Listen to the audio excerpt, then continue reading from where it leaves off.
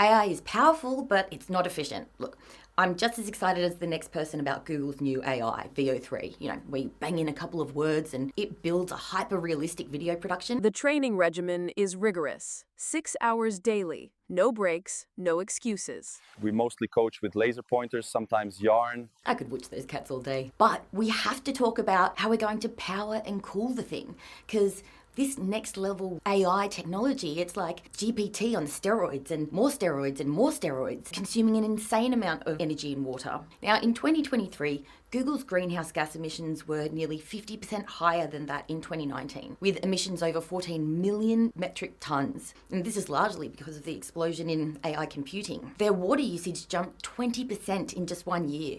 That's 21.2 billion litres, much of it for cooling the data centres running AI models. And VO3 only just launched, so these numbers are likely to be the floor, not the ceiling. AI uses more energy than something like a traditional Google search because it doesn't just retrieve cached data. AI runs complex models in real time, so it needs powerful servers and constant cooling. Training GPT-3, like the original with 175 billion parameters, emitted 500 tons of CO2. So that's like powering an Aussie home for 200 years, over 200 years. GPT-4, estimated to use 50 times more electricity. And using these tools aren't free either.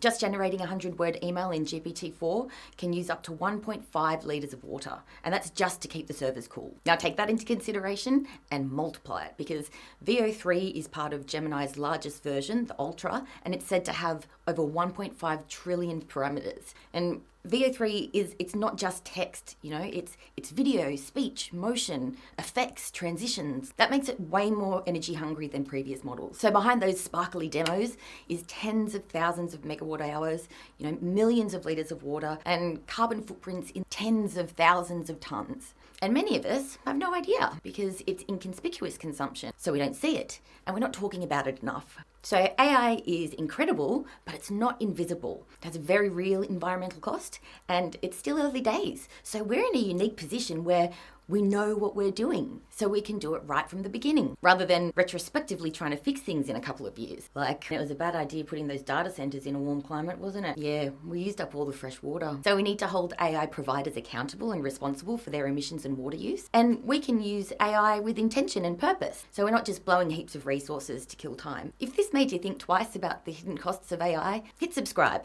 Smarter tools need smarter conversations, so let's have them.